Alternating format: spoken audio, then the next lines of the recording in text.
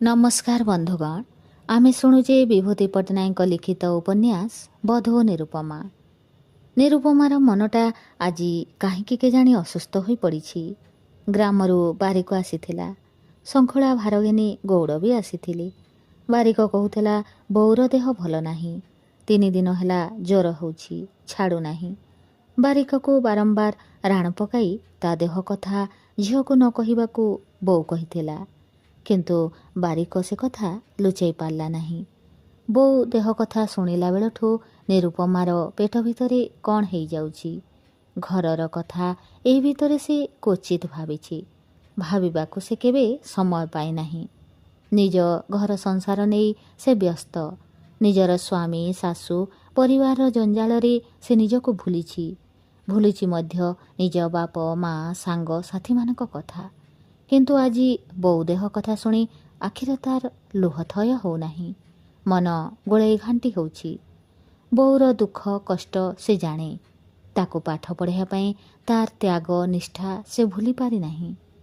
दीपर शिखा भली जली से निरुपमार भविष्यतर अंधार पथ को आलोकित करिथिला।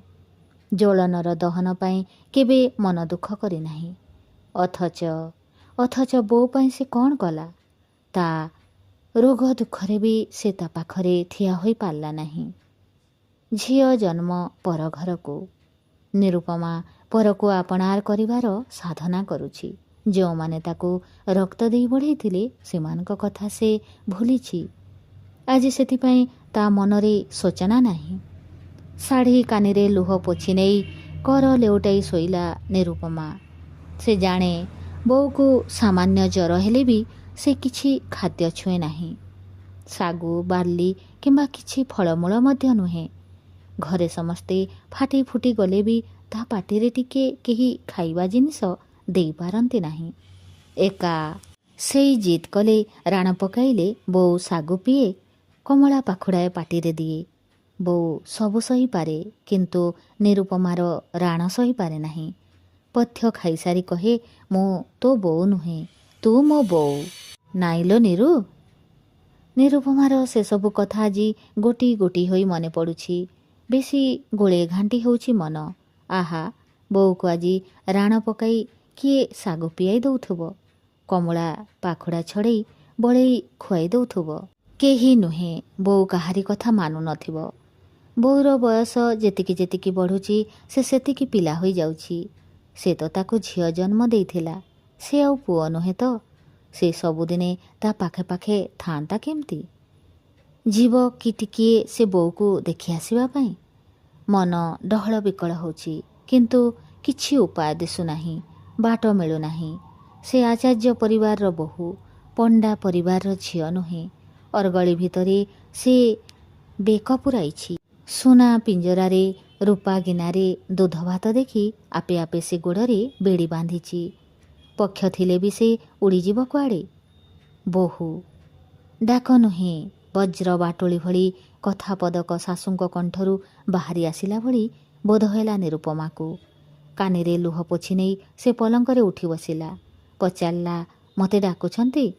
हेमांगिनी निरुपमा प्रश्नर उत्तर न देई आहुरी प्रश्न करी बसिले। मो हाथ बाक्सरू 500 टंका तू नेइछु? टंका? 500 टंका मोर कौन हेब? रहस्यर से अवरुद्ध दुर्ग मध्यरे प्रवेश करि न पारी निरुपमा निर्बोधंक भली उत्तर देला। आहा, टंका कौन हुए पंडा घरर झियो जाने नाई। लफाफरे पुराई बारिक हातरे बापा माँ पाखक पठाइला बेलू, हाँ मु सिना BA पढ़ी नाही झुओ, हेले मोर आखि अछि। आचार्य घरर बोहू मु, खानदानी घरर झियो। ए छल छद्रम मते जणा नाही। आरे ठाकुर क्षतर घर भितरे पशि टंका 500 चाहूँ चाहूँ। निरुपमा विस्मୟରେ विमूढ़ होइगला। आकुଳ कंठरे कहिला, बोऊ मु किछि जाने नाही, किछि बुझी नाही। टंका कौन? हेमांगिनी गर्जन करी उठिले। आउ भलेई हो ना कहूची। बोऊ बोऊ मते डाकना। मोर आखि आगरे गाँ माइपंक सांगरे तोर टंका कारबार चलीछि। ताकू सहिछि निर्मल महको चाही, हेले ठाकुर घरे पशि ଚାବି ଆଣି ମୋ ହାତ ବାକ୍ସରୁ ଅନାହୁତି 500 ଟଙ୍କା। ହେ ଭଗବାନ! ରାଧା ମାଧବ, ସେ ଟଙ୍କା ଯାହା ପାଖକୁ ଯାଇଛି ତାଙ୍କ କୂଳ ବୁଡ଼ିଯାଉ। ନିଜ ବାପା ବୋଉଙ୍କୁ ଲକ୍ଷ୍ୟ କରି କୂଳ ବୁଡ଼ିବା ଅଭିଶାପ ଯେ ଶାଶୁ ଦେଉଛନ୍ତି ସେ କଥା ବୁଝିବାକୁ ନିରୁପମାର ଆଉ ବିଳମ୍ବ ହେଲା ନାହିଁ। ତାକୁ ଚାରିଆଡ଼ ଅନ୍ଧାର ଦିଶିଲା। ବୋଉର ଜ୍ୱର ରୁଗ୍ଣ ଶୁଖିଲା ମୁହଁଟି ଭାସି ଉଠିଲା ତା ଆଖି ଆଗରେ। ଛୁଟି ଆସି ସେ ଶାଶୁଙ୍କ ପାଦ ଧରି ପକାଇଲା। କହିଲା, ମୋତେ ଯାହା ଅଭିଶାପ ଦେଉଛନ୍ତି ଦିଅନ୍ତୁ ପଛେ, ମୋ ବାପା ବୋଉଙ୍କୁ କିଛି କୁହନ୍ତୁ ନାହିଁ। ନିର୍ଦ୍ଦୋଷ ସେମାନେ। ନିରିଦୋଷ? କ'ଣ କହିଲୁ? ସବୁ ଦୋଷ ମୋର। ମୁଁ ଜାଣେ ସେଇମାନେ ମୋ ପୁଅକୁ ଶିଖାଇ ଔଷଧ କରି ଗୋଟିଏ କଟକି ଡାଣି ତା ବେକରେ ଛନ୍ଦିଦେଲେ। ସେତିକିରେ ସେମାନଙ୍କର ମନ ବୋଧ ହେଲା ନାହିଁ। ମୋ ଘରୁ ଟଙ୍କା ପଇସା ବୁହା ଲଗେଇଲେଣି। ମୁଁ ବୁଝିଲିଣି, ଜାଣିଲିଣି। ହେ ରାଧା ମାଧବ, ସେମାନେ ଯେମିତି ମୋ ଘରକୁ ଉଚ୍ଛନ୍ନ କରିବାକୁ ବସିଛନ୍ତି ତାଙ୍କ ଘର ସେମିତି ଉଚ୍ଛନ୍ନ ହେଇଯାଉ। ଯେଉଁ ହାତରେ ନିରୁପମା ଶାଶୁଙ୍କ ଗୋଡ଼କୁ ଜାବୁଡ଼ି ଧରିଥିଲା, ଶାଶୁଙ୍କ ଆକ୍ଷେପ ଅଭିଶାପ ଶୁଣି ସେ ହାତ ମୁଠାର ବନ୍ଧନ ତା ଶିଥିଳ ହୋଇ ଆସିଲା। ଏକ ଆହତ ଅଭିମାନରେ ଭରି ଉଠିଲା ତାର ମନ। ଶାଶୁଙ୍କ ପାଦ ଛାଡ଼ି ଦେଇ ସେ ଉଠି ଠିଆ ହେଲା। ରାଗ ଘୃଣାରେ ଥରି ଥରି ଉଠିଲା ତାର ସମଗ୍ର ଦେହ। କ୍ରୋଧରେ ଆରକ୍ତ ହୋଇ ଉଠିଲା ମୁଖମଣ୍ଡଳ। ସେ କର୍କଶ କଣ୍ଠରେ ପ୍ରତିବାଦ କଲା, ମୋ ବାପା ବୋଉ ଜାତିରେ ନିଜ ହୋଇପାରନ୍ତି, ମନରେ ତମ ଭଳି ଛୋଟ ନୁହନ୍ତି। ତମେ ମୋତେ ଯାହା କହିବାର କୁହ, ହେଲେ ମୋ ବାପା ବୋଉ କାହାରିକୁ ଟିକିଏ କ'ଣ କହିଲେ ମୁଁ ସହିପାରିବି ନାହିଁ। ହଁ, କହି ରଖୁଛି, ମୋ ବାପା ବୋଉ। ନିରୁପମା କଥା ଶେଷ କରିପାରିଲା ନାହିଁ। ଆକୁଳ କ୍ରନ୍ଦନରେ ଉଚ୍ଛ୍ୱସିତ ହୋଇଉଠି ପଲଙ୍କ ଉପରେ ସେ ଲୋଟି ପଡ଼ିଲା। ହେମାଙ୍ଗିନୀ କ୍ରୋଧ ରାଗରେ ବିରାଟ ଏକ ବିସ୍ଫୋରକ ପଦାର୍ଥ ଭଳି ଫାଟି ପଡ଼ିଲେ। ଚିତ୍କାର କରି ଉଠିଲେ, କ'ଣ କହିଲୁ? ମୁଁ ଛୋଟ ଲୋକ, ମୁଁ ଖରାପ ଲୋକ। ଆଲୋ ସାଇ ମାଇପେ, ଶୁଣିବ ଆସ, ଏ ଡାଣି ମୋତେ କ'ଣ କହୁଛି। ଆଲୋ ଉଷା, ସାଇ ଲୋକଙ୍କୁ ଡାକ, ନିର୍ମଳ ପାଖକୁ ତାର କର। ଆଉ ଏ ଘରେ ମୁଁ ରହିବି ନାହିଁ। ଏ ଡାଣି ନ ଗଲା ଯାଏ ଓ ଗୋଟିଏ କଳା ସାପକୁ ଦୁଧ ଭାତ ଖୁଆଇ ମୁଁ ପୋଷିଥିଲି। ହେ ରାଧା ମାଧବ! ହେମାଙ୍ଗିନୀଙ୍କ ଗର୍ଜନ ଚିତ୍କାର ଆଉ ନିରୁପମାର ଆଖିର ଲୁହରେ ଆଚାର୍ଯ୍ୟ ପରିବାରର ଭାଗ୍ୟ ଆକାଶରେ ଅଶାନ୍ତିର ମେଘମାଳା ପୁଞ୍ଜୀଭୂତ ହେବାକୁ ଲାଗିଲା। ହେମାଙ୍ଗିନୀଙ୍କ ସ୍ୱାମୀ ଜୀବିତ ଥିବାବେଳେ ଆଭିଜାତ୍ୟର ଆଡ଼ମ୍ବର ଯୋଗୁଁ ଯେଉଁ ଗ୍ରାମ ଲୋକ ଏ ପରିବାରର ଚତୁଃସୀମା ସ୍ପର୍ଶ କରିପାରୁନଥିଲେ, ଆଚାର୍ଯ୍ୟ ପରିବାରର ଅଟଳ ଗାମ୍ଭୀର୍ଯ୍ୟ ଯେଉଁମାନଙ୍କ ପାଇଁ ଥିଲା ସୀମାହୀନ ବିସ୍ମୟ ଆଉ ଶେଷହୀନ ସମ୍ମାନର ଅବାଧ୍ୟ ଗିରିଦୁର୍ଗ, ସେମାନେ ଏ ଦୃଶ୍ୟ ଦେଖି ହାସ୍ୟ ସମ୍ବରଣ କରିପାରିଲେ ନାହିଁ। ଟେଲିଗ୍ରାମ ପାଇ ବିସ୍ମିତ ହୋଇଥିଲା ନିର୍ମଳ। ତାପରେ ତା ଦୁଇ ଓଠ ଫାଙ୍କରେ ଚେନାଏ ଚୋରାହସ ଚହଲି ଆସିଥିଲା। ନିରୁପମାକୁ ପାଖକୁ ଆଣିବା ପାଇଁ ମିସ୍ ବାନାର୍ଜୀଙ୍କୁ ଅସ୍ତ୍ର କରି ସେ ଯେଉଁ ପତ୍ର ଲେଖିଥିଲା ତାହା ହୁଏତ ଲକ୍ଷ୍ୟସ୍ଥଳରେ ଆଘାତ କରିଛି। ବୋଉ ଦେହ କଥା ବାହାନା କରି ନିରୁପମା ହୁଏତ ଚାହିଁଛି ତାକୁ ନିଜ ପାଖକୁ ଟାଣି ଆଣିବାକୁ। କିନ୍ତୁ ଘରେ ପହଞ୍ଚି ନିର୍ମଳର ଭ୍ରମ ଭାଙ୍ଗିଗଲା। ବୋଉ ଅସୁସ୍ଥ ନୁହେଁ ସତ, ହେଲେ ପରିବାରର ସୁଖ ସମୃଦ୍ଧି ଆଭିଜାତ୍ୟ ସବୁକିଛି ଅସୁସ୍ଥ ହୋଇପଡ଼ିଛି। ପାରିବାରିକ ଶାନ୍ତି ସ୍ୱଚ୍ଛନ୍ଦ ମୁର୍ମୂଷ ଅବସ୍ଥାରେ। ନିର୍ମଳ ଘରେ ପହଞ୍ଚିଲା ବେଳକୁ ବୋଉ ଓ ନିରୁପମା ମଧ୍ୟରେ ଯେଉଁ କାଳବୈଶାଖୀର ଝଡ଼ ଉଠିଥିଲା ତାହା ଶାନ୍ତ ହୋଇଯାଇଥିଲା। କିନ୍ତୁ ଝଡ଼ ପରବର୍ତ୍ତୀ ଧ୍ୱଂସ ବିଧ୍ୱସ୍ତ ଭାବରେ ଘର ସାରା ବ୍ୟାପି ରହିଥିଲା ଏକ କରୁଣ ଥମ ଥମ ଭାବ। ବୋଉ ଠାକୁର ଘରେ ବସିଛି। ଜିଦ୍ ଧରିଛି, ମୁଁ ଘରେ ରହିବି ନାହିଁ, ପୁରୀ ଯିବି ତୀର୍ଥ କରି। ଏ ଘରୁ ମୋର କାମ ସରିଛି। ମୁଁ ଛୋଟ ଲୋକ, ଅପାଠୋଇ, କଟକି ଛଟକି ପଣ୍ଡାଘର ଝିଅ ପାଖରେ ମୁଁ ଚଳିପାରିବି ନାହିଁ। ମୁଁ ପୁରୀ ଯିବି, ମୁଁ ଯିବା ବ୍ୟବସ୍ଥା କରିବି। ଆଉ ନିରୁପମା? ନିରୁପମା ପଲଙ୍କ ଉପରେ ଶୋଇଛି। ସବୁବେଳେ କାନ୍ଦୁଛି। ଖିଆ ନାହିଁ ପିଆ ନାହିଁ। ପଚାରିଲେ କିଛି କହୁନାହିଁ। ଜବରଦସ୍ତ ମୁହଁ ଟେକି ଅନେଇବାକୁ କହିଲେ ଝରଝର ଲୁହ ଗାଳି ପକାଉଛି। ନିର୍ମଳ କାହାକୁ କ'ଣ କହିବ? କାହାକୁ କି ସାନ୍ତ୍ୱନା ଦେବ? ବୋଉ ସ୍ତ୍ରୀ କେହି ନ କହିଲେ ବି ଗାଁରୁ ସେ ସବୁ ଶୁଣିଛି। ବୋଉ ହାତ ବାକ୍ସରୁ 500 ଟଙ୍କା ଚୋରି ଯାଇଛି। ବୋଉର ଅଭିଯୋଗ, ଏ ଟଙ୍କା ନିରୁପମା ପଠେଇଛି ତା ବାପ ଘରକୁ ଗାଁରୁ ଆସିଥିବା ବାରିକ ହାତରେ। ବୋଉ ମିଛ କହୁଛି? ବୋଉ ତାକୁ ଅନ୍ତତଃ କେବେ ମିଛ କହିବ ନାହିଁ, ଜୀବନରେ କେବେ ମଧ୍ୟ କହିନାହିଁ। ବୋଉର ଆଉ ଯାହା ଅବିଗୁଣ ଥାଉ, ତା ନିଜ ପୁଅକୁ ମିଛ କହିବାର ଅଭ୍ୟାସ ତାର ନାହିଁ। ଆଉ ନିରୁପମା, ସେ ଟଙ୍କା ଚୋରି କରି ବାରିକ ହାତରେ ପଠାଇଥିବ, ଏକଥା ଚିନ୍ତା କରିବା ମାତ୍ରେ ନିର୍ମଳର ମସ୍ତିଷ୍କର ସମସ୍ତ ସ୍ନାୟୁଗୁଡ଼ିକ ଯନ୍ତ୍ରଣାରେ ପୀଡ଼ିତ ହୋଇ ପଡ଼ିଥିଲା। ନିରୁପମାକୁ ସେ ଭଲ କରି ଜାଣେ, ସେ ଏତେ ଛୋଟ ହୋଇପାରେ ନା। ତା ଛଡ଼ା ଟଙ୍କା 500 ନିରୁପମା କ'ଣ ତାଠାରୁ ପାଇନଥାନ୍ତା? କିନ୍ତୁ ତଥାପି ଗୋଟାଏ କିନ୍ତୁ ବିରାଟ ପ୍ରଶ୍ନବାଚକ ଭଳି ଠିଆ ହେଲା ଆସି ନିର୍ମଳର ଆଖି ଆଗରେ। ନିରୁପମା ବୋଉକୁ ଇତର ଭାଷାରେ ଗାଳି ଦେଲା କାହିଁକି? ବୋଉ ତାକୁ ଯେ ଭୀଷଣ ଭାବରେ ଗାଳି ଦେଇଥିବ, ଏଥିରେ ନିର୍ମଳର ସନ୍ଦେହ ନାହିଁ। ଏକଥା ମଧ୍ୟ ଅପ୍ରତ୍ୟାଶିତ ନୁହେଁ। ବୋଉର ଅତ୍ୟାଚାର ସେ ନିଜେ ସହିପାରିନଥିଲା ବୋଲି ନିରୁପମାକୁ ନେବା ପାଇଁ ଯୁକ୍ତି କରିଥିଲା। କିନ୍ତୁ ଅତ୍ୟାଚାରରେ ଅବିଚଳିତ ରହି ଏ ଘରେ ବୋହୂର ଆଦର୍ଶ ପ୍ରତିଷ୍ଠା କରିବ ବୋଲି ତ ସେ ଆପେ ଆପେ ରହିବାକୁ ଚାହିଁଥିଲା ଏଠାରେ। ବୋଉର ଆଘାତ ପାଇଁ ପ୍ରତିଘାତ କରିବା ପାଇଁ ହଠାତ୍ ସେ କାହିଁକି ଆଗଭର ହେଲା? କାହିଁକି ତାର ପରିବାରର ଆଭିଜାତ୍ୟ ଅହଙ୍କାର ଗ୍ରାମର ଦାଣ୍ଡଧୂଳିରେ ଧୂସରିତ ହେଲା? କାହିଁକି କାହିଁକି? ନିର୍ମଳ ଏ ପ୍ରଶ୍ନର ଉତ୍ତର ନିଜେ ଖୋଜି ପାଇଲା ନାହିଁ। ବୋଉକୁ ସେ ତାର ଆଘାତ ପାଇଁ କ୍ଷମା କରିପାରେ, କାରଣ ତାହା ତାଠାରୁ ଅପ୍ରତ୍ୟାଶିତ ନୁହେଁ। କିନ୍ତୁ ନିରୁପମାର ପ୍ରତିଘାତ ତା ପକ୍ଷରେ କେବଳ ଆକସ୍ମିକ ନୁହେଁ, ଆଶ୍ଚର୍ଯ୍ୟଜନକ ମଧ୍ୟ। ଗାଁ ଲୋକଙ୍କ ଫୁସ୍ଫାସ୍ ଟୁପ୍ଟାପ୍ କଥାବାର୍ତ୍ତା ଆଉ ବୋଉ ମୁହଁରେ ପୁରୀ ତୀର୍ଥଯାତ୍ରାରେ ଯିବାର ଦୃଢ଼ତା ଦେଖି କେଜାଣି କାହିଁକି ନିରୁପମା ଭୟରେ ସେ ଅପ୍ରସନ୍ନ ହୋଇ ଉଠିଥିଲା। କିନ୍ତୁ ଗ୍ରାମରୁ ଫେରି ନିରୁପମାକୁ ଦେଖିଲା ପରେ ତା ହୃଦୟ ବିଗଳିତ ହୋଇପଡ଼ିଲା। ଦିନ ସାରା ଉପବାସ ରହିବା ପରେ ବ୍ରତଚାରିଣୀ ଭଳି ଦେହ ତାର ଦୁର୍ବଳ ଶୀର୍ଣ୍ଣ ହୋଇପଡ଼ିଛି। କାନ୍ଦି କାନ୍ଦି ଫୁଲିଛି ବି ତାର ଆଖି। ଆଘାତ ଏବେ ଭୀଷଣ ଭାବରେ ଲାଗିଛି ଯେ ସହ୍ୟ କରିବାର ସମସ୍ତ ଶକ୍ତି ସାମର୍ଥ୍ୟ ସେ ହରାଇ ବସିଛି। ନିରୁପମାକୁ ଏ ଅବସ୍ଥାରେ ଦେଖିବା ପରେ ନିର୍ମଳର ମନର ସୂକ୍ଷ୍ମ ତନ୍ତ୍ରୀ ସବୁ ଥରି ଉଠିଲା। ସେ କ'ଣ କରିବ କ'ଣ ନ କରିବ କିଛି ଭାବି ପାରିଲା ନାହିଁ। ତାର ନିସ୍ତରଙ୍ଗ ନିଶ୍ଚଳ ଜୀବନ ସମୁଦ୍ରରେ ଏ ଝଡ଼ ଉଠିଲା କାହିଁକି? କିଏ ଏଥିପାଇଁ ଦାୟୀ? ରାତ୍ରି ପ୍ରାୟ 11। ଖାଇଦେଇ ସେ ମେଲାଘର ଖଟ ଉପରେ ଶୋଇଯାଇଥିଲା। ଉଷା ଡାକରେ ତାର ନିଦ ଭାଙ୍ଗିଗଲା। ଚୁପ୍ ଚୁପ୍ ସେ ପଚାରିଲା, ନୂଆବୋଉ ଖାଇଲା? ହଁ, ସେ କେବେ ରାତିରେ ଉପାସ ରହନ୍ତି ନାହିଁ। କହନ୍ତି, ଯେଉଁ ପରିବାରର କୌଣସି ଲୋକ ବିଦେଶରେ ଥାନ୍ତି, ସେ ପରିବାରର କୌଣସି ସ୍ତ୍ରୀ ଲୋକ ଅକାରଣରେ ଉପାସ ରହିବା ଶୁଭ ନୁହେଁ। ବିଦେଶରେ ଥିବା ଆତ୍ମୀୟଙ୍କର ସେଥିରେ ଅଶୁଭ ହୁଏ। ଆଜି ଖାଉନଥିଲେ, ମୁଁ ସେଇ କଥା ମନେ ପକାଇଦେଲି। ଖାଇଛନ୍ତି ଅଳ୍ପ। ଉଷା ନିର୍ମଳକୁ ଚାପା କଣ୍ଠରେ ଉତ୍ତର ଦେଲା। ଉଷାକୁ ଶୋଇବାକୁ ଯିବା ଲାଗି କହି କିଛି ସମୟ ଦାଣ୍ଡ ବାରଣ୍ଡାରେ ବୁଲିଲା ନିର୍ମଳ। ତାପରେ ଧୀରେ ଧୀରେ ଚାଲି ଚାଲି ଗଲା ନିଜ ଶୟନ କକ୍ଷକୁ।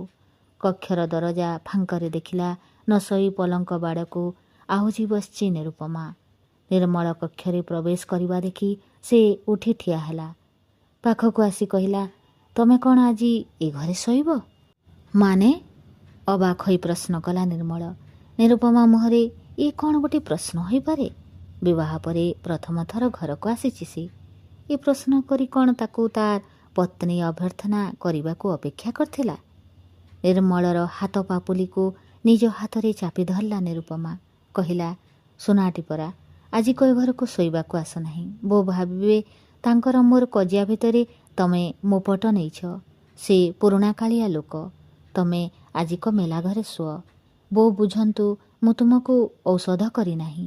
କୌଣସି କଥାରେ ତମେ ମୋତେ ସମର୍ଥନ କରି ତାଙ୍କୁ ଅମାନ୍ୟ କରୁନାହଁ। ବାହା ହେଲା ପରେ ମୋ ଠାରୁ ତମେ ତାଙ୍କୁ ବେଶୀ ସମ୍ମାନ କରୁଛ, ଏକଥା ସେ ବୁଝନ୍ତୁ। ଆପେ ଆପେ ତାଙ୍କର ରାଗ ପାଣି ଫାଟିଯିବ। ଦୟାକରି ମୋତେ ଭୁଲ ବୁଝ ନାହିଁ। ବୋଉକୁ ଭୁଲାଇବା ପାଇଁ ଅଭିନୟ କରିବାକୁ କହୁଛି ନିରୁପମା। ନିର୍ମଳର ସମସ୍ତ ବୋଧଶକ୍ତି ନିରୁପମା କଥା ଶୁଣି ନିଷ୍ପନ୍ଦ ହୋଇଗଲା। ଆଉ ମୁହୂର୍ତ୍ତେ ମାତ୍ର ଅପେକ୍ଷା ନ କରି ସେ ଫେରିଆସିଲା ମେଲାଘରକୁ। ଶଙ୍କିତ ଉଦ୍ବିଗ୍ନ ହୃଦୟରେ କବାଟ ବନ୍ଧକୁ ଧରି ନିରୁପମା ଲକ୍ଷ୍ୟ କଲା, ତାର ଭଲ କଥାକୁ ଭୁଲ ବୁଝି ସଶବ୍ଦରେ ଫେରି ଯାଉଛନ୍ତି ନିର୍ମଳ। ତାର ମନର କଥା ବୁଝାଇବାରେ କେଉଁଠି ହୁଏତ ଭୁଲ ହୋଇଗଲା। ପରିଦିନଠାରୁ ସେ ଯାହା ଭଲ କରିବାକୁ ଚାହୁଁଛି ସବୁ ଭୁଲ ହୋଇଯାଉଛି। ପୁଣି ପଲଙ୍କ ଉପରକୁ ଆସି କାନ୍ଦି କାନ୍ଦି ଲୋଟି ପଡ଼ିଲା ନିରୁପମା। ନିର୍ମଳର ମଧ୍ୟ ସୁନିଦ୍ରା ହେଲା ନାହିଁ। ନିରୁପମା ଦିନକୁ ଦିନ କେମିତି ଦୁର୍ବୋଧ୍ୟ ହୋଇପଡ଼ୁଛି।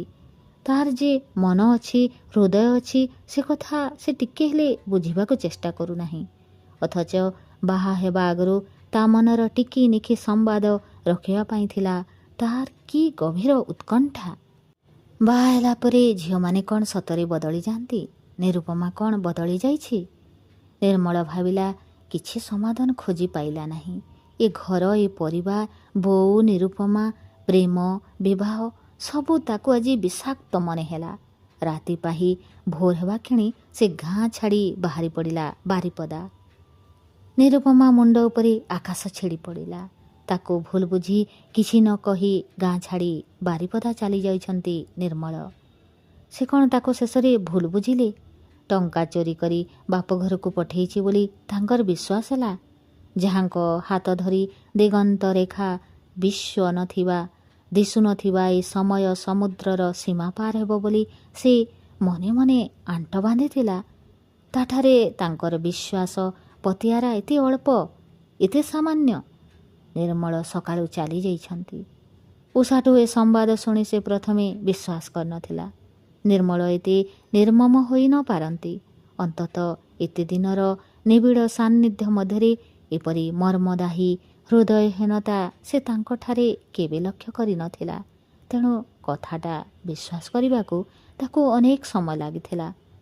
କିନ୍ତୁ ନିର୍ମଳଙ୍କ ବେଡ଼ଙ୍ଗ ଓ ଲୁଗାପଟା ନ ଦେଖି ସେ ବୁଝିଲା, ତାର କଳ୍ପନା ଅନୁମାନ ସବୁ କିଛି ମିଥ୍ୟା। ସେ ଦୁନିଆକୁ ଜାଣିନାହିଁ, ସଂସାରକୁ ଭଲ କରି ବୁଝିନାହିଁ। ସଂସାରରେ କୌଣସି କଥା ତାହାର କଳ୍ପନା ଅନୁସାରେ ଘଟେ ନାହିଁ। ଜୀବନରେ କ'ଣ ତାହେଲେ ପରାଜିତା ହୋଇଗଲା ନିରୁପମା? ନିରୁପମା ନିଜ ମନକୁ ମନ କଥାଟାକୁ ଦୋହରାଇବାକୁ ଲାଗିଲା। ହୁଏତ ଅନ୍ୟ କେହି ହୋଇଥିଲେ ସ୍ୱାମୀର ଏପରି ଆଘାତରେ ଭାଙ୍ଗି ପଡ଼ିଥାନ୍ତା, ଆଖିର ଲୁହରେ ତକିଆ ଓଦା କରିଥାନ୍ତା। କିନ୍ତୁ ନିର୍ମଳର ପଳାୟନ ସମ୍ବାଦ ଜାଣିବା ପରେ ନିଜ ମନକୁ ଦୃଢ଼ କଲା ନିରୁପମା। ପାଣିରେ ଭଲ କରି ମୁହଁ ଧୋଇ ଆଖିରୁ ଶୁଖିଲା ଲୁହର ଦାଗ ପୋଛି ନେଲା। ଟ୍ରଙ୍କ ଭିତରୁ ନିର୍ମଳର ଫଟୋଟିକୁ କାଢ଼ି ତୀକ୍ଷ୍ଣ ଦୃଷ୍ଟିରେ ନିରୀକ୍ଷଣ କରି ଦେଖିଲା। ଫଟୋଟିକୁ ଚାହିଁଲା ବେଳେ ତାର ମନେ ହେଉଥିଲା, ଏ ଲୋକଟିକୁ ଚିହ୍ନି ସୁଦ୍ଧା ଭଲ କରି ସେ ଚିହ୍ନି ନାହିଁ। ତାକୁ ଖୁବ୍ ବେଶୀ ଭାବରେ ଜାଣିଛି ବୋଲି ତାର ଯେଉଁ ଅହଙ୍କାର ଥିଲା, ଏହା ଏକ ମିଥ୍ୟା ଅହଙ୍କାର। ପୁରୁଷକୁ ତାର ଚେହେରା ଦେଖି ଚିହ୍ନି ହୁଏ ନାହିଁ। ତାକୁ ଚିହ୍ନିବା ପାଇଁ ନାରୀର ଦୁଇଟି ଆଖି ଯଥେଷ୍ଟ ନୁହେଁ। ସେଥିପାଇଁ ଲୋଡ଼ା ତାର ଏକ ତୃତୀୟ ନୟନ, ଯାହାକୁ କୁହାଯାଏ ଅନ୍ତର୍ଦୃଷ୍ଟି। ସେ ଅନ୍ତର୍ଦୃଷ୍ଟି କଥା କେବେ ହୁଏତ ମନ ଦେଇ ଭାବିନଥିଲା ନିରୁପମା। ସାଙ୍ଗମାନଙ୍କ କଥା ମନେ ପଡ଼ିଲା। ଅନେକ ସାଙ୍ଗ ତାକୁ କହିଥିଲେ, ନିର୍ମଳ ବାହାରକୁ ଯେତେ ସୁପୁରୁଷ ଭଳି ମନେ ହୁଏ, ପ୍ରକୃତରେ ସେ ସେତେ ଭଲ ନୁହେଁ। ପ୍ରତି ପୁରୁଷଙ୍କର ଯେଉଁ ଭ୍ରମର ମନ ଥାଏ, ନିର୍ମଳର ମଧ୍ୟ ସେ ମନ ଭ୍ରମର ରହିଛି। ତୁ ସାବଧାନ ହେବା ଉଚିତ ନିରୁ। ବିଶେଷ କରି ଯେଉଁମାନେ ବେଶୀ ଭଦ୍ର, ବେଶୀ ପ୍ରତିଭାଶାଳୀ, ସେମାନେ ଚୋରାବାଲି ଭଳି ବେଶୀ ବିପଜ୍ଜନକ। ସତରେ ନିର୍ମଳକୁ ବିବାହ କରି ସେ ଚୋରାବାଲି ଉପରେ ହିଁ ପାଦ ରଖିଥିଲା। ଆଜି ଯଦି ଗୋଡ଼ ତାର ଚୋରାବାଲି ଯୋଗୁଁ ତଳକୁ ତଳକୁ ଖସି ଖସି ଯାଉଥାଏ, ସେଥିପାଇଁ ସେ ଦୋଷ ଦେବ କାହାକୁ? ନିର୍ମଳର ଭ୍ରମର ମନକୁ ସେ ଯେତେ ବେଶୀ ବେଶୀ ଚିହ୍ନୁଥିଲା, ତା ମନରେ ଗଭୀର ଆତ୍ମପ୍ରତ୍ୟୟ ଦୃଢ଼ତା ସେତେ ବେଶୀ ବେଶୀ ବଢ଼ୁଥିଲା। ଗତ 2 ଦିନର ଅବସାଦ, ଗ୍ଲାନି, ନିଃସହାୟ ଭାବ ଅପସରି ଯାଇ ନିବିଡ଼ ଆତ୍ମବିଶ୍ୱାସରେ ହୃଦୟତା କଠିନ ହୋଇ ଉଠିଥିଲା। ଯାହାର ଘର ସଂସାରକୁ ସଜାଡ଼ିବା ପାଇଁ ଗତ କେତେ ମାସ ଧରି ସେ ଏତେ ତ୍ୟାଗର ସାଧନା କରୁଥିଲା, ଆଜି ସେ ଯଦି ତାକୁ ଭୁଲ ବୁଝି ଚାଲିଗଲା, ତେବେ କାହା ପାଇଁ ଆଜି ସେ ଏଠାରେ ଆଉ ରହି ଘାଣ୍ଟି ହେବ? କେଉଁ ସୁଖ ଶାନ୍ତି ଆଶାରେ ସେ ଆଉ ଏଠାରେ ରହି ବୋହୂ ହେବାର ସାଧନା କରିବ? ସେ ଯଦି ଆଜି ପତ୍ନୀ ହୋଇ ନ ପାରିଲା, କେବେ ବି ସେ ଆଉ ଏ ପରିବାରର ବୋହୂ ହୋଇପାରିବ ନାହିଁ। ବୋହୂ ହେବାର ଲୋଭ ବି ତାର ଆଜି ଆଉ ନାହିଁ। ସେ ପଣ୍ଡା ଘରର ଝିଅ, ଆଚାର୍ଯ୍ୟ ପରିବାରର ସେ କିଛି ନୁହେଁ, କେହି ନୁହେଁ। ଝରକା ବାଟେ ବାହାରକୁ ଚାହିଁଲା ନିରୁପମା। ଆଗରେ ଦିଶୁଛି ବିଲ, ପଡ଼ିଆ, ବାଉଁଶ ବଣ, ଆହୁରି ଅନେକ କିଛି। ଦିନେ ସବୁ ତାର ନିଜର ମନେ ହେଉଥିଲା, ଆପଣାର ବୋଧ ହେଉଥିଲା। ଆଜି ସେସବୁ ପର ଭଳି ମନେ ହେଉଛି। ନିରୁପମାର ମନେ ପଡ଼ିଲା ସେ କଲେଜ ଜୀବନର ଭସା ଭସା ସ୍ମୃତିର ଦିନଗୁଡ଼ିକ। ନିର୍ମଳ ତାକୁ ଆଦର କରି କହେ, ମଫସଲ ଗାଁରେ ସିନେମା ନାହିଁ, କ୍ଲବ ନାହିଁ, ହେଲେ ଗଛରେ ଫୁଲ ଅଛି, କିଆରୀରେ ଫସଲ ଅଛି। ବାଡ଼ିର ଫୁଲରେ ମୁଁ ତୁମ କବରୀ ସଜେଇ ଦେବି। ସହରୀ ଜୀବନରେ ଯେବେ କ୍ଳାନ୍ତି ଆସେ, ଫେରିଯିବା ଆମେ ମଫସଲର ସେଇ ଫସଲ କିଆରୀକୁ। ଦେହରୁ ଝାଳ ନିଗାଡ଼ି ଶ୍ରମ କରି କିଆରୀରେ ମୁଁ ସୁନାର ଫସଲ ଠିଆ କରିବି। ତମେ ପାଖେ ପାଖେ ଥାଇ ଗାଉଥିବ ଇ ମନଭୁଲା ଗୀତ। ମୁଁ ଭୁଲିବି ଜୀବନର ସମସ୍ତ ଗ୍ଲାନିର ତିକ୍ତତା। ସେଦିନ ସେ କଥା କେବେ ସତ ହେବ ବୋଲି ବିଶ୍ୱାସ କରିନଥିଲା ନିରୁପମା। କିନ୍ତୁ ତାର କୁମାରୀ ମନରେ ଅନେକ ଗୁଡ଼ାଏ ମିଠା ମିଠା ସ୍ୱପ୍ନ ଭରି ଯାଇଥିଲା। ସେ ଯେତେବେଳେ ଶାଶୁଘରକୁ ଆସି ସ୍ୱାମୀଙ୍କ ସ୍ୱପ୍ନର ସେଇ ସବୁଜ ଉପତ୍ୟକାକୁ ଦେଖିଲା, କେଜାଣି କାହିଁକି ନିବିଡ଼ ମମତାରେ ଭରି ଉଠିଥିଲା ତାର ମନ। ଏଇ ବାରିର ଫୁଲଗଛ, କିଆରୀର ଶ୍ୟାମଳ ଫସଲ କ୍ଷେତ ତାକୁ ମନ ହୋଇଥିଲା ଅତି ପ୍ରିୟ, ଅତି ଆପଣାର, ଅନେକ ଦିନର ଚିହ୍ନା ଭଳି। ଏଇ ଗାଁର ଧୂଳି ମାଟି ଗଛଲତା ତା ସ୍ୱାମୀଙ୍କ ମଧୁର କୈଶୋରର ତୀର୍ଥଭୂମି। ସେଥିପାଇଁ ତାକୁ ବି ଏ ଗାଁ ଏତେ ଭଲ ଲାଗିଥିଲା। କିନ୍ତୁ ଆଜି ଏ ଗାଁ ମନେ ହେଲା ଏକ ନିର୍ମମ ଅଭିଶପ୍ତ ଉପତ୍ୟକା ଭଳି। ମନର ବନ୍ଧନ ତାର ତୁଟିଛି, ଛିନ୍ନ ବିଚ୍ଛିନ୍ନ ହୋଇଛି ତାର ସମସ୍ତ ଆଶାର ଗ୍ରନ୍ଥି। ଆଉ କ'ଣ ପାଇଁ, କାହା ପାଇଁ ଆଜି ସେ ଏଠାରେ ରହିବ? କେଉଁ ଆକର୍ଷଣରେ, କେଉଁ ସୁଖର ପ୍ରଲୋଭନରେ? ଘର କଥା ମନେ ପଡ଼ିଲା। ବୋଉ ଭୀଷଣ ଅସୁସ୍ଥ। ହାହାକାର କରି ଉଠିଲା ତାର ମନର କୋଣ ଅନୁକୋଣ। ସେ ଯିବ, ନିଶ୍ଚୟ ଯିବ। ଲୋକ ଖରାପ ଭାବିବେ, ଗାଁ ଲୋକେ ପରିହାସ କରିବେ, କହିବେ ବଣର ଚଢ଼େଇକୁ ସୁନା ପିଞ୍ଜରାରେ ରଖି ହୁଏ ନାହିଁ, ସେ ଉଡ଼ିଯାଏ। କୁହନ୍ତୁ, ଭାବନ୍ତୁ, ସେଥିରେ ତାର କ'ଣ ଭାବାର ଅଛି? ସେ ଅନେକ ସହିଛି, ନିନ୍ଦା ପ୍ରଶଂସାକୁ ଅନେକ ଭୟ କରିଛି। ଆଜି ତାର ସେଥିପାଇଁ ଭୟ ନାହିଁ। ସ୍ୱାମୀ ଯେତେବେଳେ ତାକୁ ଅବିଶ୍ୱାସ କରିଛନ୍ତି, ଉପେକ୍ଷା କରିଛନ୍ତି, ଆଉ କାହାରି ନିନ୍ଦା ପ୍ରଶଂସାକୁ ସେ ଭୃକ୍ଷେପ କରିବାକୁ ଚାହେଁ ନାହିଁ। ସେ ଯିବ, ନିଶ୍ଚୟ ଯିବ। ବାପଘରୁ ଶଙ୍କୁଳା ଆସିଥିଲା, ଝିଅ ନେବା ପାଇଁ କଣ୍ଟ ଆସିନାହିଁ, ଲୋଡ଼ା ନାହିଁ ସେସବୁ କିଛି। ନିର୍ମଳକୁ ବିବାହ କରି ସ୍ୱଇଚ୍ଛାରେ ସେ ଦିନେ ଏ ପରିବାରକୁ ଆସିଥିଲା। ଆଜି ବି ନିଜ ଇଚ୍ଛାରେ ସେ ଏ ପରିବାର ଛାଡ଼ି ଚାଲିଯିବ। ସେଦିନ ଏ ଘରେ ତାକୁ ପ୍ରବେଶ ଅଧିକାର ନ ଦେବା ପାଇଁ ଚେଷ୍ଟା କରି କେହି ତାକୁ ବାଧା ଦେଇ ପାରିନଥିଲେ। ଆଜି ମଧ୍ୟ ବାପଘରକୁ ଯିବାକୁ ବାଧା ଦେବାକୁ ଚେଷ୍ଟା କରି କେହି ତାକୁ ଅଟକାଇ ପାରିବେ ନାହିଁ। ନିରୁପମା ନିଜ ମନ ଭିତରେ ସିଦ୍ଧାନ୍ତ କରିନେଲା। ରମା ନୂଆଉଙ୍କ ପାଖକୁ ଖବର ପଠେଇଲେ। କହିଲା, ବୋଉ ଦେହ ଖରାପ, ମୁଁ ଗାଁକୁ ଯିବି, ଖଣ୍ଡେ ବଳଦ ଗାଡ଼ି ବ୍ୟବସ୍ଥା କରିଦିଅନ୍ତୁ, ଟଙ୍କା ଦେଉଛି। ନିରୁପମା ଜାଣେ ରମା ନୂଆଉଙ୍କ ମୁହଁଟା ଯେତିକି ଖର, ମନଟା ସେତିକି ନରମ। ଅନ୍ୟକୁ ଆଘାତ ଦେବାରେ ସେ ଯେତିକି କ୍ଷିପ୍ର, ଅନ୍ୟର ମନର ବେଦନା ବୁଝିବାରେ ସେ ମଧ୍ୟ ସେତିକି ଦରଦୀ। ନିରୁପମା ଆସିବା ଆଗରୁ ସେ ଥିଲେ ଏ ଗାଁର ସବୁଠାରୁ ଶିକ୍ଷିତା ବୋହୂ। Minor pass. ଇଂରେଜୀ, ହିନ୍ଦୀ, ବଙ୍ଗଳା, ଓଡ଼ିଆ ସବୁ ତାଙ୍କର ପାଟିରେ ଖଇ ଫୁଟିଲା ଭଳି ଫୁଟେ। ସେ ଫୁଟା ଖଇର ତାତିରେ ଅନେକ ଥର ତା ମନ ପୋଡ଼ି ଯାଇଛି। ସେ ମନର ପୋଡ଼ା ଦାଗକୁ ନିଭାଇ ଦେବାରେ ବି କେବେ କାର୍ପଣ୍ୟ କରିନାହାନ୍ତି ରମା ନୂଆବୋଉ। ହସରେ, ଥଟ୍ଟାରେ, ଚଟୁଳ କଥାରେ ସେ କିଣି ନେଇଥିଲେ ନିରୁପମାର ମନ, ଜିଣି ଯାଇଥିଲେ ତାର ହୃଦୟ। ସେଥିପାଇଁ ଏ ବିପଦ ବେଳେ ତାଙ୍କରି କଥା ହିଁ ମନେ ପଡ଼ିଲା ନିରୁପମାର। ବିପଦ ବେଳେ ଯେ ପାଖରେ ଠିଆ ହୁଏ, ସେ ହିଁ ବନ୍ଧୁ। ରମା ନୂଆବୋଉ କେବେ ବନ୍ଧୁତାର ଅମର୍ଯ୍ୟାଦା କରି ଜାଣନ୍ତି ନାହିଁ। ନିରୁପମା ପାଇଁ ଗାଡ଼ି ଠିକ୍ ହୋଇଗଲା।